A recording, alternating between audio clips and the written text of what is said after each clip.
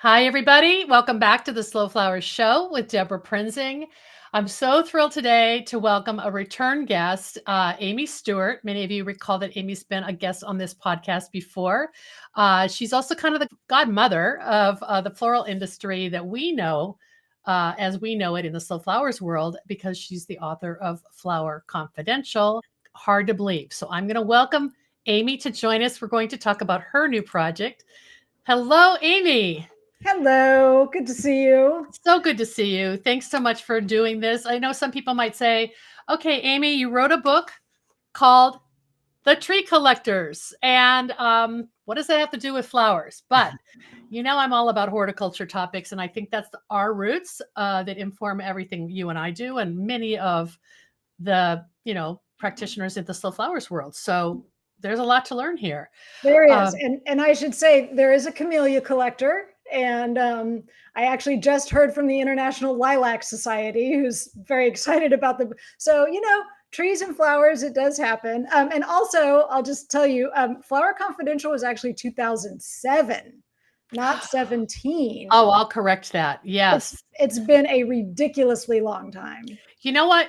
I had 2017 in my mind because that's when we had the first Slow Flowers Summit. Yeah. When you and I cooked up the whole idea of celebrating the 10-year anniversary of Flower Confidential. Right. All right. I'm corrected. I said time flies. Time flies, all right. But the staying power of Flower Confidential is consistently referred to as kind of the pivot point, the turning point for people's awareness about what's going on behind all these flowers that we're consuming.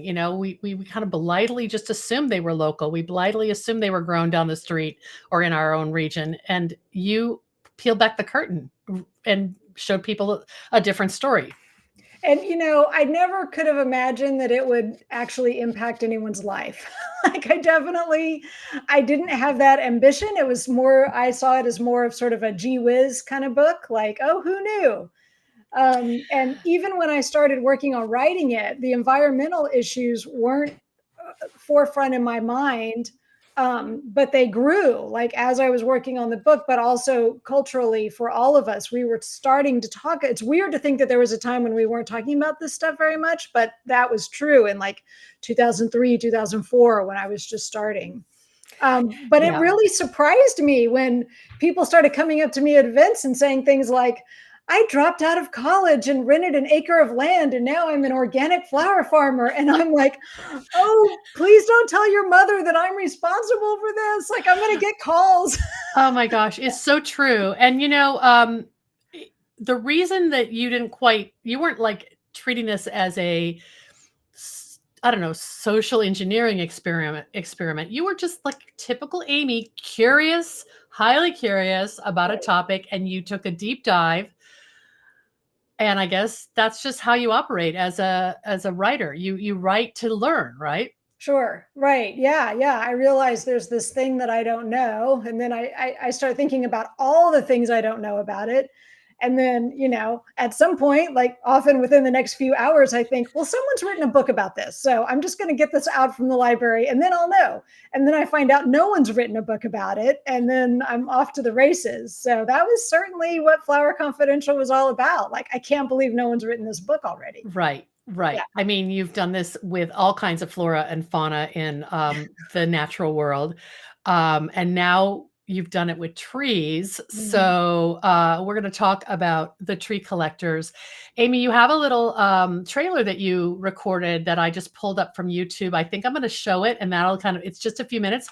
That'll give us an introduction, and then we'll dive into our conversation. So let's get that going here.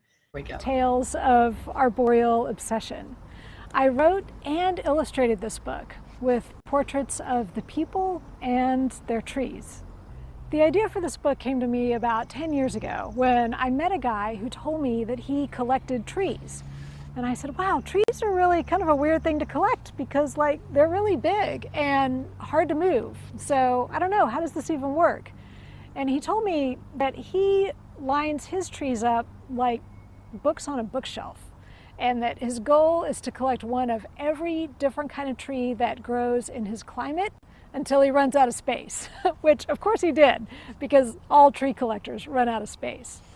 So I met a few more tree collectors over the years, and what really surprised me was that everybody had a really different story about what they collected and why, and how their lives had been transformed by their relationship with trees.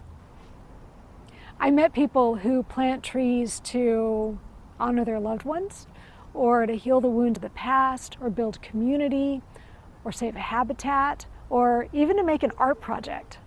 And you don't always need a lot of land to collect trees. Some of the people in this book collect pine cones, or leaves, or seeds. Or they graft 40 different fruits onto just one tree, or plant a tiny forest in an ordinary sized backyard. Some people are collectors in the sense that they're cataloging rare or historic trees in their community. And you know, even this act of cataloging, of noting, is a form of collecting, because it makes sure that they won't be lost or forgotten. I'm really honored to be able to pay tribute to these people and to the power that trees have in all of our lives. I thought these were really moving and inspiring stories that made me look at trees in a new way, and I hope they'll do the same for you. Thank you. Okay, that was a great introduction. Amy, that was really fun. What I love the most is that picture of you at the bottom of a tree staring up, like in awe. This is just one moment that you must have experienced over the course of many, many months working on this book. Yeah, for sure. Love it. 50 vignettes of remarkable people whose lives have been transformed by their obsessive passion for trees. Written and illustrated by Amy Stewart. So first of all, I guess what came first? The idea of wanting to illustrate these people, or just chase down their stories? Like, how did you wrap your arms around this? Like, imagine you're in the redwood forest and you're trying to get your arms around the base of a tree. It's a big topic to bite off. It is. And, you know, this is one of many ideas that had sort of been kicking around for a long time. I mean, I think if you ask most writers, they have a whole bunch of book ideas that are just sitting in a drawer that didn't ever quite launch. So this is one of them. And what happened is that I'd always kind of been an oil painter, but oil paintings don't make for good book illustrations.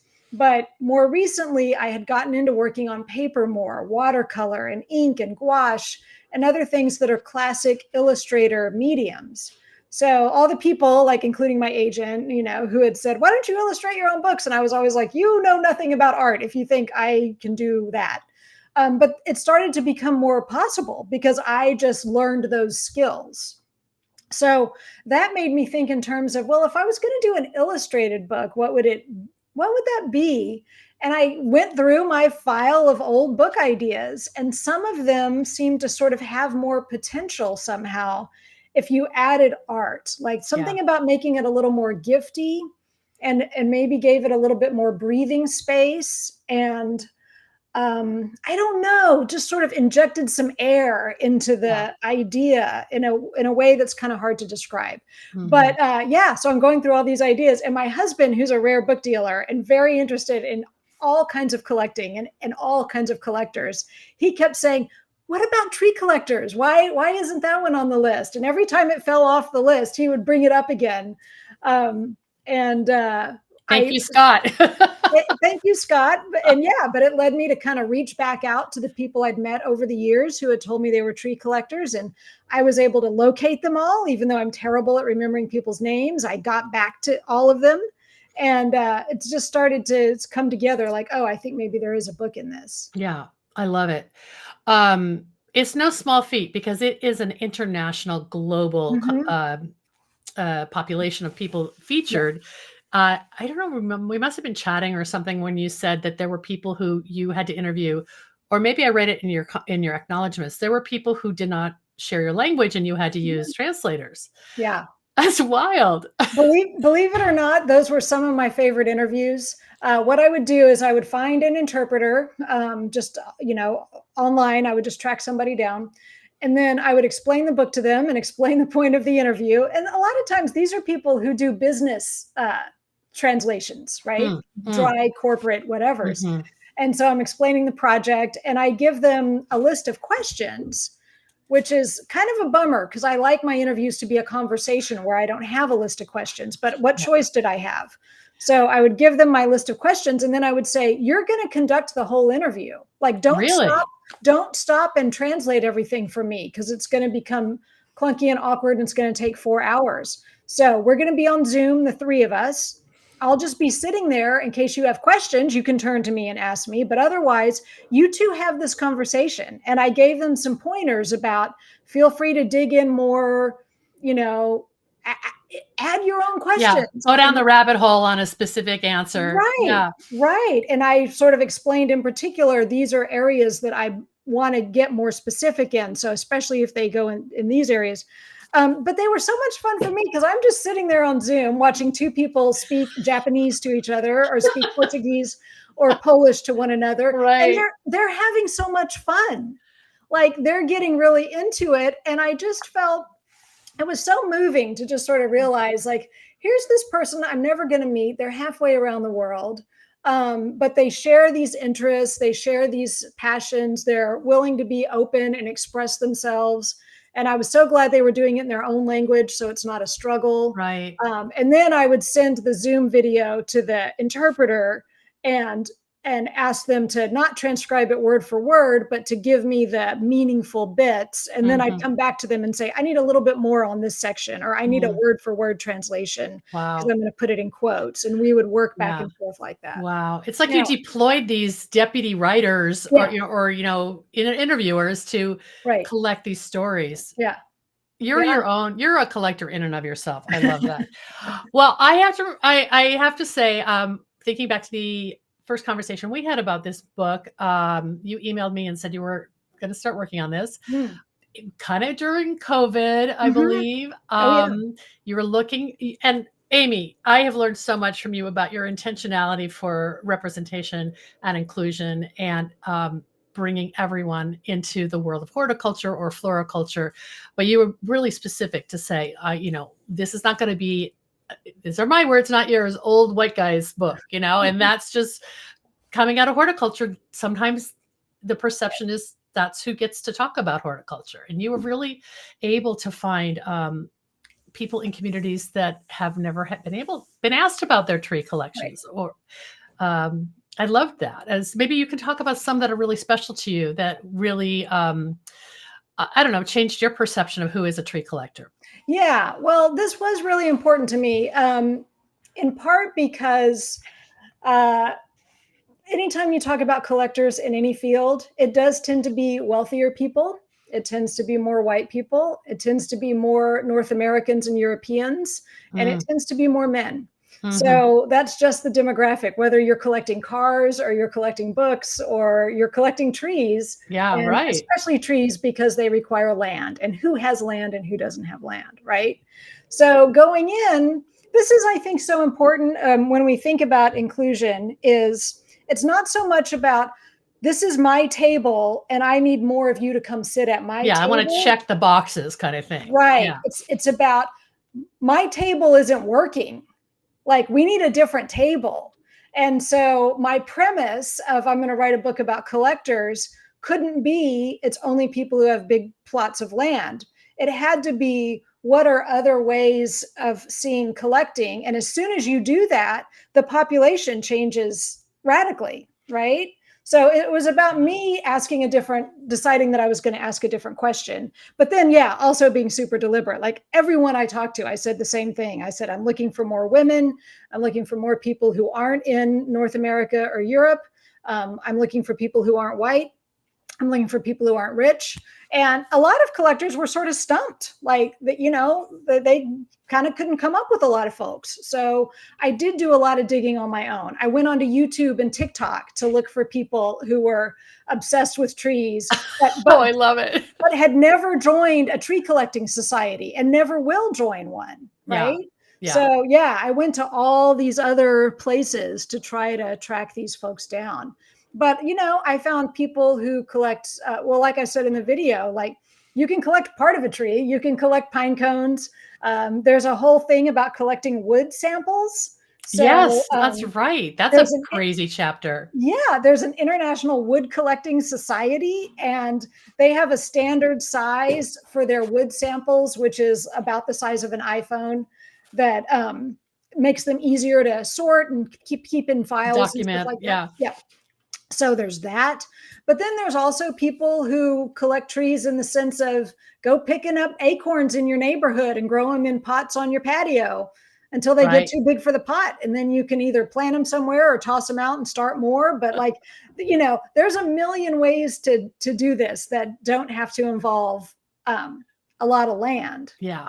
Well, you kind of organize I love the way you organize the table of contents by the role that the individual, how you saw their role as a Right. healer, an ecologist, an artist, curator, educator, community builder, enthusiast, seeker, preservationist, and visionary. So you're kind of saying, okay, what's their relationship with their own world Right. and how do trees fit into that?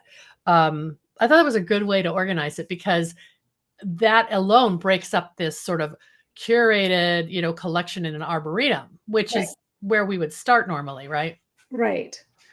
Yeah, it's hard putting human beings into categories. So I resisted it a little bit because there is definitely crossover between Yeah. those categories. But I think it does send a message. And this was the big surprise for me working on this book.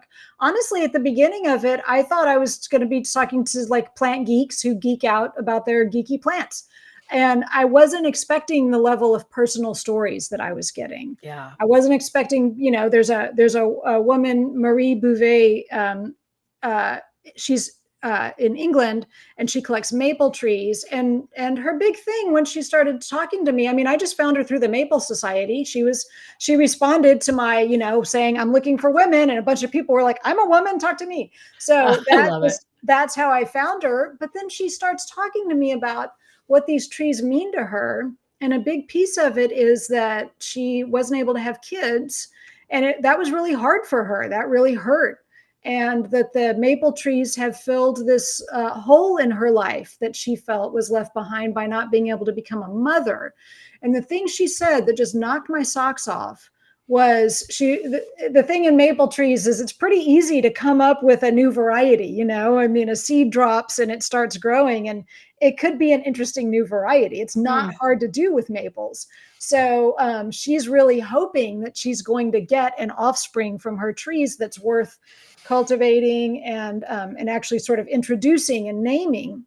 And she said, I wasn't able to give a name to a baby, and I would like to give a name to a tree. Mm, And it I made love me that. cry. Like, I can't Yeah. tell you how often I cried listening to these stories. I mean, it's just I people. And love this is it. something that I think, I mean, you've got a lot of people listening to this podcast who are flower farmers. And what I realized is you spend a lifetime putting down roots, like literally putting roots into the ground, and it does transform your life. Yeah. The thing you have at the end of that, because there's a lot of 70 and 80-year-old tree collectors in this book, and the thing you have at the end of that is this life well lived, and this Yeah. life that is so intertwined. I mean, the roots analogy is just so useful here, but this life that is so intertwined with other people who are literally connected with you through these plants. And it doesn't matter if they're oak trees that are going to outlive you, or if they're, sunflowers in a field. You have that to show for yourself and to Yeah. show for what your life has meant. And it Mm. honestly made me sort of question my life choices. I was Mhm.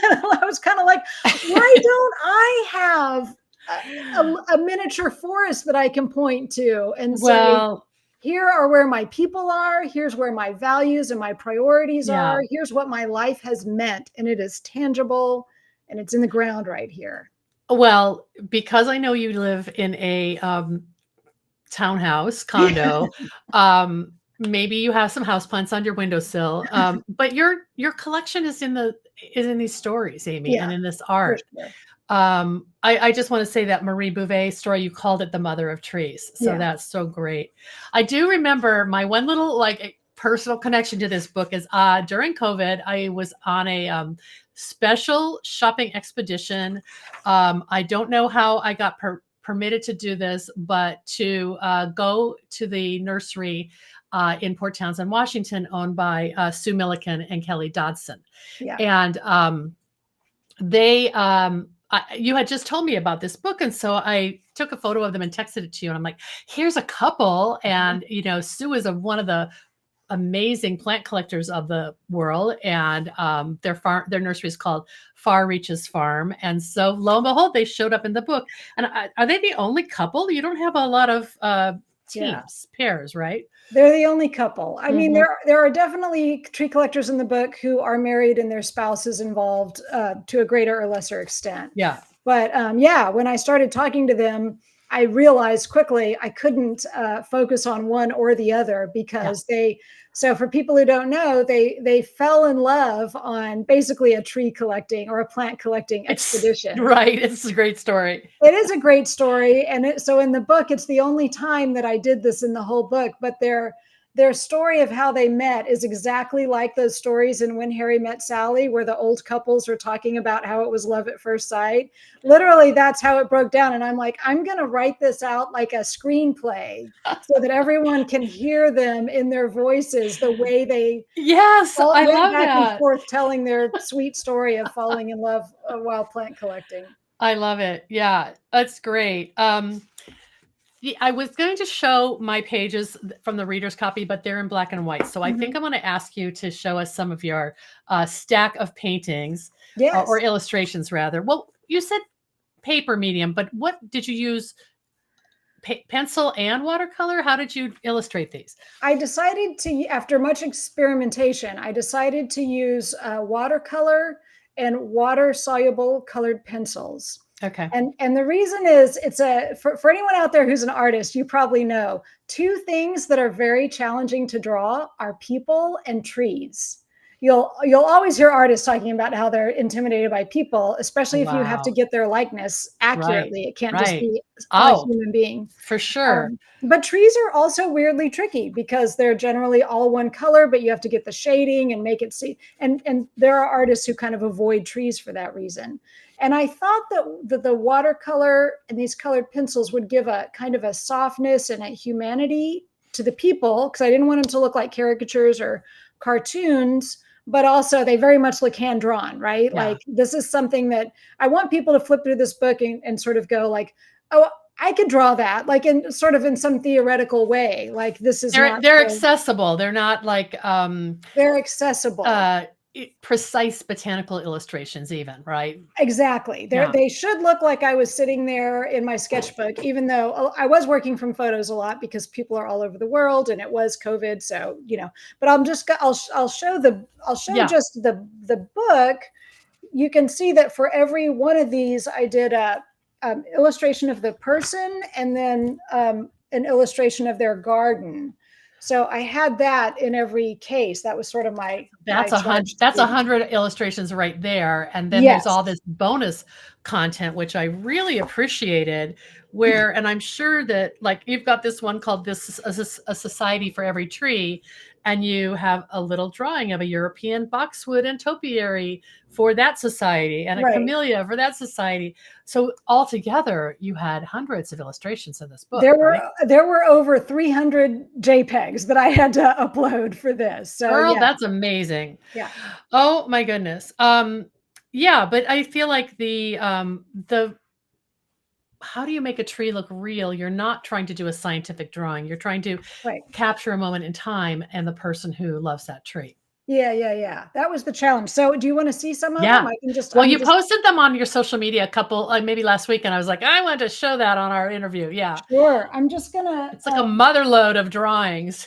I know this is only a small portion. I just reached in and grabbed the top of the stack, but I'll just show you that sometimes they were just sort of abstract paintings of like looking up at trees. That's wonderful. For like section openers. And the reason I decided to be looking up at trees is that that's how we humans see them. Absolutely. I wanted to imply a human viewer with the scale of we're so minuscule compared to the grand right. Like, so this is Vivian Kay, who lives in San Jose, and she and I just hit it off so much. So she grows persimmons in her garden. And so for her, rather than do another tree, I just did the persimmons because she's Mm, sort of all about the persimmons. those are And beautiful. for her, this is really, it's become something that's really about connecting with her Korean family, her aunties and grandma and mom and all that generation. She mails them boxes of persimmons, which is such a part of their history and their culture and their heritage and such a treat in Korean culture. And she's like, this is kind of how I can stay connected with them. Like, it's super hard with your, with your grandparents and with your elders, especially a family of immigrants. Like, it can be sort of tough through the generations, Yeah. but we understand this about each other. The And language of food. I love it. this is how we connect. Yeah. That's beautiful. That's really vivid too. Like, it's not just a green book. There's color coming out of blooms and fruit and obviously place. So, Right. but you have Yeah. talked about before about how many colors of green you have in your on your painter's palette, right? That's right. That's right. Yeah, that was actually an issue. Like, I really was looking for, how do I inject color was really a thing. So for instance, every time I show you one of these, I'm going to say, like, this was really my favorite Yeah. person. And Yeah. I really mean it. I know. This is very sincere. Um, um, but Dr. Alamehu Washi in Ethiopia has been working, and this is an example of really trying to say, what else can a collection be? Because I wanted someone that was somewhere in Africa. Like, how do I pull that off? And what he's doing is he's working on the church forests of Ethiopia. Huh. So in Ethiopia, almost all the trees are gone because of livestock. So the landscape Grazing. is entirely denuded, except that the churches have a little wall around them. And there's this tradition in the Ethiopian church that when you walk in, you're entering the Garden of Eden. So there's these stone walls that basically keep the livestock out so that trees can grow. And Wow. these are the only trees left. And Wow. so he realized, if we're going to have any trees at all in Ethiopia, I have to work with the pastors, the priests, and they have to come up with the solution. So they did that. They came up with these ideas about, we're going to expand we're going to have a little wall around the edge, and we're going to build it out of stone that we're going to pull out of the farmers' fields, which they will appreciate. And we're going to make it not about excluding people, but we're going to make it about, inviting people in and expanding this circle. And so for this one, I drew just looking down at the landscape from above. Wow. Like So a that drone photo of the top of the circle. That is so beautiful. it And is just the beautiful. symbolism of how that's inviting people in. Right. So now there's And like this care about let's save these trees. right. And the fact that he's done, off the top of my head, I'm forgetting, but it's a small number he works for a nonprofit. He's a botanist and he works for a nonprofit. And there's sort of a small number of churches that he's done so far, because it's sort of one at a time. And I asked him how many they are, and he said 30,000. In the country of Ethiopia. Yeah. Wow. And he's done, hundreds. Wow. But he's It's so doing it. moving. Yeah. Right? That does not put him off. That does not tell him this is impossible. He was like, this was all one big forest before, and it can be one big forest again. And I love that story. You had a few quasi-celebrities in the book. I guess one can't write about trees without finding a few rock star collectors or quirky collectors who are known. Do you want to share any of those stories?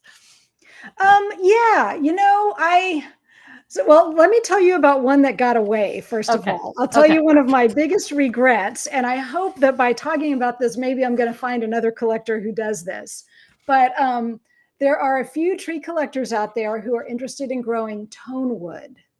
And tone wood is trees that are used to make musical instruments. Oh, wow. Yes. Oh, And so, interesting. right. And because the wood has to have a very particular quality to have the resonance that you need. And you might have, I don't know if you got this far, but Diane Allen Jones is in New Orleans, and she's a landscape. I'm sorry, Diane Jones Allen is in New Orleans, and she's a landscape architect.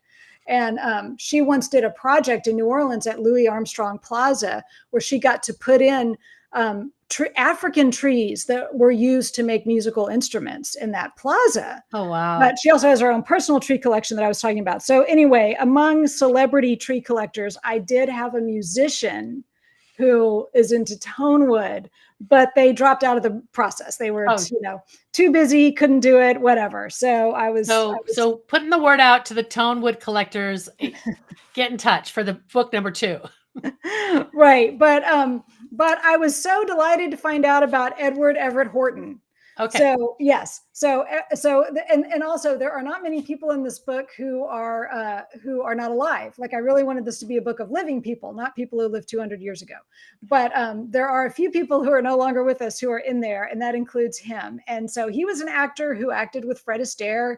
He was in The Gay Divorcee. I mean, if you're into the golden age of Hollywood cinema, you know who Edward Everett Horton was. And so he lived down in Southern California, and he was pretty successful for his day, pretty well known, smaller parts, but character actor. And he was a tree collector, and he was very funny in the press. So he would do these interviews and talk about his obsession with trees. And there was a story about him at one point that he was late showing up to the studio for a film. And he said it's because he was up all night with a sick tree. You must have just felt like you hit gold when you found these interviews. I feel like I hit gold. Yes. And it's a thing. I knew it. Right. So funny and interesting and delightful. And he does have archives. Again, like it was hard to travel to all this stuff, but I found someone in Wyoming who could go into his archives for me at the university there and dig through them to see, what can we find out about his connection with trees. Oh my gosh, I love that story. That is such a great story. And there's the way you have got the book organized is so interesting because you see the portrait and you read the person's story, and then you see maybe a tree from their garden, and that you could pick this up and just read. It's almost like a daily meditation. You can almost get through the whole year reading one tree story a week.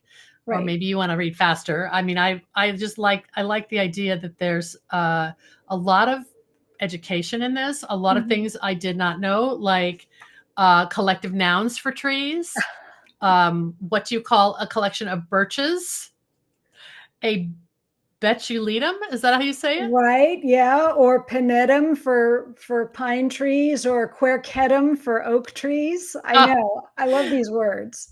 I know you do, and I think that's so fabulous that you have that. Okay, what is this one? Joey Santori's tips for unauthorized forestry. Okay, there's got to be a story here. He's one of my well, here I go again. He's one of my favorite people in the book. Go to his YouTube channel, which is called Crime Pays But Botany Doesn't. Okay, that's great. Yes, and he works under and he'll be Tony Santoro. So he's created a little bit of a character for himself. Well, he's from Chicago, so but he's got this kind of he's got this sort of Chicago gangster persona when he's talking about plants. Okay. But his YouTube channel is unbelievable. So he is someone that I found through YouTube, basically, and he really knows his stuff. But one of the things he did several years ago was he was living in Oakland, and there was a MacArthur Parkway in Oakland was meant to be landscaped with trees down this very wide median strip, but they did a terrible job, the city, and the trees died. And so he just took it over and started planting trees. So it's like guerrilla gardening, only with trees. Yeah. And he has, so it is crazy, and they're still there. Like, again, talking about a legacy, you really realize when you plant a tree, you are leaving a legacy. I mean, if the tree survives, it almost certainly will outlive you. So yeah, he has all these suggestions for how to do it. If you're going to sneak a tree into a public space where you're not invited to do so, like he suggests, make sure the tree is kind of big enough that when the maintenance crews come by, it'll look like it's always been there. If it's too small, they might know that you're up to something. Sapling. Yeah, I love it. Right. Oh my gosh. Return often to the scene of the crime to pull weeds. That's one of his rules. Right. Oh my gosh. I love it. The idea of people cherishing or honoring their heritage Mhm. through their trees is definitely a big part of this book because, as you said, you're coaxing out their stories. But the one that I was really interested in, and maybe we could talk about, is the Joe Hamilton, the rightful heir. Is Yes. that that's a really special one. Joe Hard to find it. Hamilton blew me away. And I'll say of all the interviews I did, I recorded them as we do when we do interviews on Zoom or whatever. And that was the one, like I had to play it over again for my husband that night for him to understand how powerful this story was. So this Joe's story really gets most closely at the question of who has land and why. In the South, there's this issue, and it's called heirs property. And so what it is it's Black families who have land that maybe came into their possession immediately following the Civil War.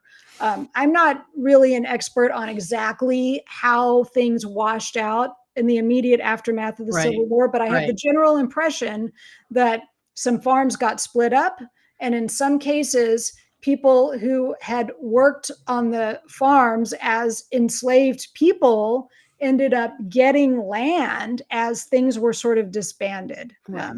That may not be the most erudite way of explaining it, but it happened. Yeah. So that land or land that's bought or acquired through other means, whatever it is, there's a real issue with Black families not having clear title to their land, right? Because they weren't in the system, the paperwork wasn't right. And I mean, I'm talking really going back We're talking manual record keeping anyway, right? It's not like it's digitized. And as you can imagine, an unbelievable amount of discrimination and outright fraud that happened for families. So the reason it's called heirs property is that the county tax assessor may not be super clear on who has title to the land, but they want their property taxes.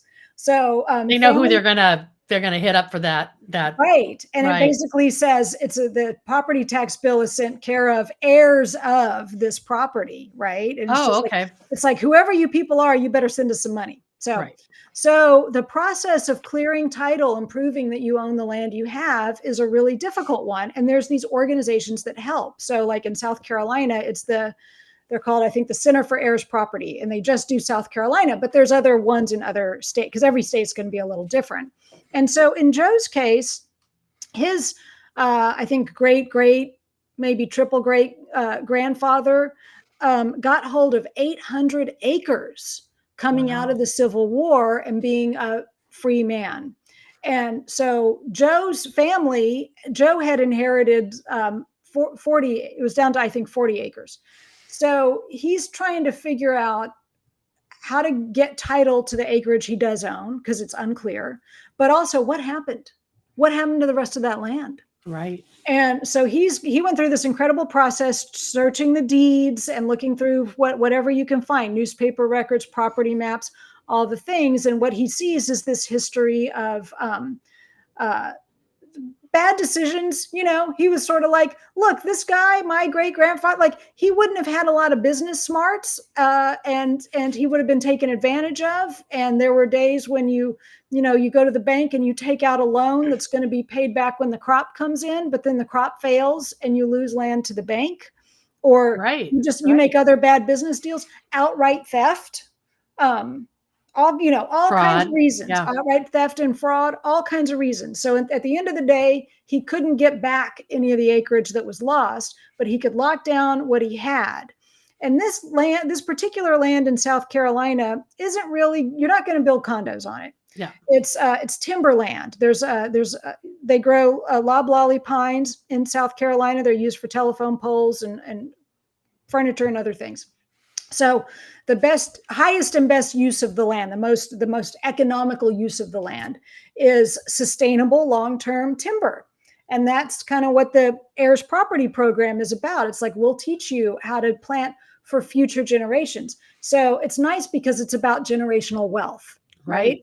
And that's the thing that is a struggle for Black families, particularly in the South. It's that lack of the generational wealth that comes with owning land and having a base like that.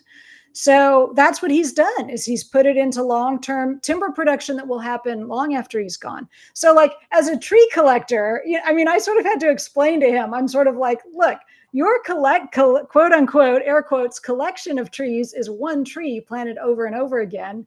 And it's planted for a different purpose. It's not planted to gratify the ego of someone who wants to have every species of oak in the world because it's so cool. It's planted to create generational wealth. Yeah, it's your inheritance. It's your It's legacy it's a for family. legacy that can be passed on directly from coming right out of the Civil War. So I hope his unbelievable. story, yeah, and I hope his story empowers other people to kind of get their ownership tied up and locked down and really um, you know correct Yeah. the problems of bad record keeping and, as you said, fraud and outright discrimination. So Oh, that yeah. was a great story. Like, that's sort of why I love the way your mind works, is that you're not linear. You're very circular in how you explore a topic, and that's why this book is so rich with amazing stories. And yeah, the illustrations make it so special, Amy. um, your art really has become a huge part of your life as a writer now. I mean, that's just um, if anyone has not discovered Amy's Substack newsletter, it's how often do you publish that? Once a week? I try to do once a week. Yeah. Yeah, there's lots of amazing illustrations specifically to go with a story. Right. And I'll put the link in our show notes for people to subscribe to the free version, or you can get a paid edition, which has, I think, more content or something like It's that, right? art lessons. Yeah. Oh, art, So, right. so the paid lesson is straight up art tutorials. Here's how to do this. Here's how to do that. So that's more for the people who follow me for art. I mean, it's one of those things that can happen. Like, people know you for a bunch of different reasons, Yeah. right? So We like your art. Other people yeah, like you for your writing, and I right, like right. you for both. Oh, thanks. So how are you going to launch the book? The book's out in a few weeks. Will you be able to do some book signings and book events? And how can people find out where you're going to be when? Yes. So I'm going on the road. I've got a little book tour planned for mid-July going into August. So if you go to my website, which is just amystewart.com, there'll be a list of events there. And please come. Yeah. It's so important and so helpful when people turn up. And And bring their tree stories to share with you, bring because your. You know what? It's so amazing. I did a talk at a little writers conference here in Oregon a couple months ago. So way before the book is going to come out, but I had a copy which I just waved in front of the audience just to say, hey, this is coming. People had stories about tree collections. Like, wow. this was not an audience that was expecting to talk about trees. That's not why they were there. So I Right. know people are totally going to have stories, which I love Well, hearing. maybe it's a fun use of the pun, coming out of the woodwork with Yes, stories. right. Well, that's great. What is the actual publication date? It's July 16th. Okay. Yeah. Pre-orders encouraged. Please. It's available now, and you can get a signed copy through Amy's site, which I believe is Yes. on your website as well. Yeah, I partnered up with a bookstore here in town, Broadway Books. So they're taking all the orders, and then I'll go over there and sign copies for everybody when they get them in. I love it. What is the tree that you visit the most on your neighborhood walks in Portland? Because I know you've scouted them all and painted them Right. all. Right, right. Well, there are a couple of enormous Doug firs that I walk past. The footage in my little video of me in the forest. That's kind of my daily walk. That's sort Oh, of what it looks like for part of it. I can cut into the woods there. So I think everybody loves a massive old tree, right? And there are a couple of really fantastic ones. But I live in a very tree-lined neighborhood here in Portland, and it is something that definitely affected the book and how I thought about the book, but also how I thought about the trees. Is that if you're a tree collector, you sort of have this acquisitive nature with trees. You're like, ooh, I like that one. I'll take that, please. And you can't have them because they're growing in the sidewalk or they're growing in a park, yeah, but but you're visiting them. They're your you friends. yeah, and you sort of start to have opinions about them and pass judgment on, this one is better than that one. And I think that's another interesting thing, actually, because a lot of us have this generalized love of trees. Like, trees are good. We love trees. But tree collectors really walk around going, oh, no, no, no. That's the best one of the bunch. And it's right Yeah. there. Well, it's kind of like what's happening with bird watching, I think, that there's this we have had this, bird blindness, and we also have Yeah. had tree blindness where we Yes. don't really know the species and the even the families. And now, as we all want to spend more time in nature and maybe appreciate what our environmental world has for us, Hmm. we're looking more closely. And I think the tree collectors tales of arboreal obsession is going to kind of be a guidebook to get us through some of those. Just whoever has taken a plant ID class Right. 1 quarter in a community college like I have, that's not enough. I need Right. more help. Yes, for sure. I love it. Amy, anything else you want to mention before we wrap up? Uh, no, just I think the thing that I would say to your audience and to the flower community is, in addition to what I already said about kind of the way that what you do really allows you to have a life that is Mhm. connected to other people through plants. Right. But also the thing I got from a lot of these collectors was this endless sense of learning and curiosity. It's sort of boundless, and I think for a lot of flower farmers, there's this sense of seeking and this sense of maybe there's something else I can do, maybe there's something else I can find. And I had one of the collectors in the book said, I know 90-year-old tree collectors, and honestly, I think that's why they're 90. Like, I think that's why they're still going. And so I Yeah. think anytime you're working with plants, and I think this is very true in the floral world, is it's the key to longevity and happiness is to stay curious and keep innovating and keep making discoveries. And there's just endless opportunities for that in the Mm, floral world as well as the tree world. I love it. I love it. Well, next time I see you in person, maybe we'll go for a tree walk and you can show me what you know. And I think there are so many crossovers and so much relevance to just understanding the ecosystem that we are all in and Mhm. what our responsibility is to honor that and not I don't know, just don't take it for granted because it's very special and it can go away. So it's worth honoring and educating ourselves so we can um, live a more well-informed tree life. I don't what's the word for a tree fanatic? Is there one? Oh, I don't know. All right, I'm gonna cut that out. Never mind. Maybe it would be like, no, let's try to figure it out. Maybe it would be like dendrophile. Okay, check it I, out. I just made that up. All right. Amy, thank you so much. This has been so delightful. I've enjoyed Thank it so you. much. Congratulations. Thanks.